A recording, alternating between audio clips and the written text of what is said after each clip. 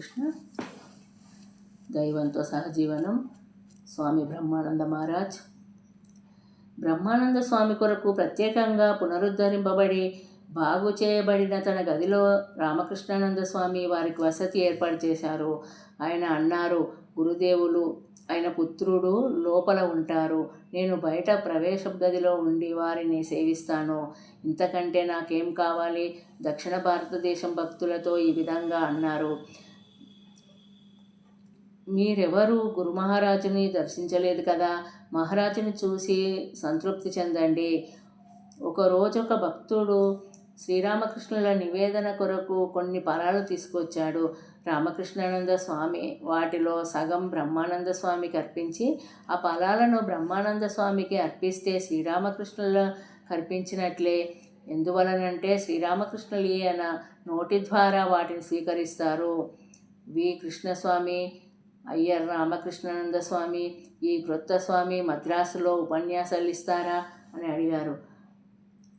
రామకృష్ణానంద స్వామి చిరుమందహాసంతో ఈ విధంగా సమాధానం ఇచ్చారు, ఉపన్యాసాలలో ఏముంది, ఆయన ఉపన్యాసాలు ఎన్నడూ ఇవ్వరు. ఆయన బోటి మహానుభావుడు ఒక వీక్షణం చేత లేక ఒక స్పర్శ చేతనే మతాన్ని బోధించగలరు. తన రచన days in an Indian monastery, భారతదేశంలో మఠంలో గడిపిన రోజులు లో సోదరి దేవమాత బ్రహ్మానంద స్వామికి సంబంధించిన మనస్సును ద్రవింపచేసి ఈ క్రింది సంఘటనల గురించి రాశారు.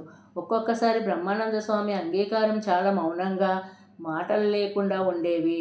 ఒకరోజు ఆయన నా చేతిలో ఒక మడతలు పెట్టబడిన మంచి శాలువా ఉంచుతూ, సోదరి, ఇది నా కొరకు కొంచెం బాగు చేయగలవా? ఏదో పురుగు ఈ శాలువాని కొరికి అన్ని చోట్ల రంధ్రాలు చేసింది. ఈ శాలువా నాకు రాంబాబు, శ్రీరామకృష్ణ భక్తుడైన, బహుకరించాడు. అందుకే నాకు అది అత్యంత విలువైనది.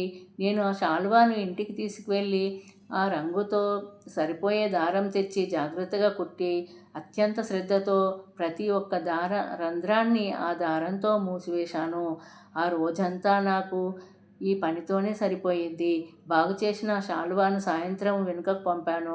బ్రహ్మానంద స్వామి దానిని చూసి చాలా సంతోషించి అందరికీ దాన్ని చూపించి నేను శాలువాను బాగు చేశానని చెప్పారు. కానీ నాకు మాత్రము ఆయన ఏమి చెప్పలేదు.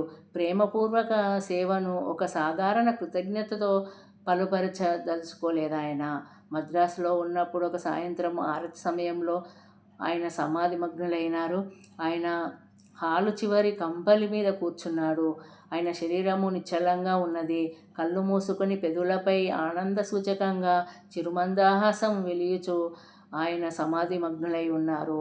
ఆరతి ముగిసిన ఆయన కదలటం లేదని మొదట రామకృష్ణానంద స్వామి గమనించారు. ఏమి జరుగుతున్నదో గ్రహించి అక్కడున్న యువస్వాములలో ఒకరిని ఆయన తల వద్ద గాలి తగిలేటట్లు విసరమన్నారు. అరగంట వరకు ఎవరూ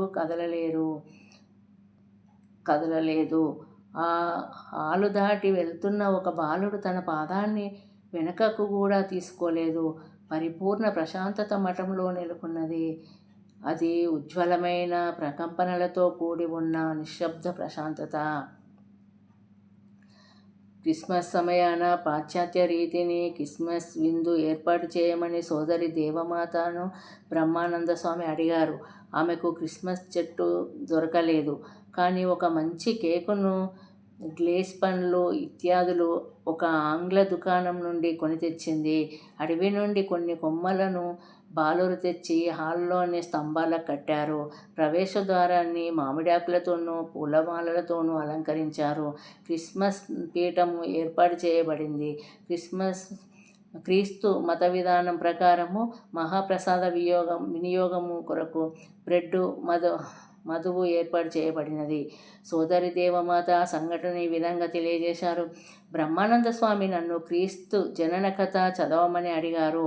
నేను ల్యూక్ సాధువు తెలిపిన వర్ణన ఎంచుకున్నాను. నేను చదవటం పూర్తి చేయగానే వాతావరణంలోని తీవ్ర నిశ్శబ్దత నన్ను బ్రహ్మానంద స్వామి వైపు చూసేటట్లు చేసింది. ఆయన దృష్టి పీఠంపై కేంద్రీకరింపబడి ఉన్నది. పెదులపై చిరుమందహాసం ఉన్నది. కానీ ఆయన చైతన్యం అత్యంత ఉన్నత స్థితిలో ఉన్నదని చూసేవారందరికీ అర్థమవుతుంది. ఎవ్వరూ కదలలేదు, మాట్లాడలేదు. 20 నిమిషాలు తర్వాత ఆయన కనులలో సామాన్య దృష్టి తిరిగి వచ్చింది. ఆ తర్వాత చేస్తున్న సేవను కొనసాగించమని ఆయన మాకు సైగ చేశారు. దీపం, ధూపం, కర్పూరాలు పీఠం వద్ద వెలిగించబడ్డాయి.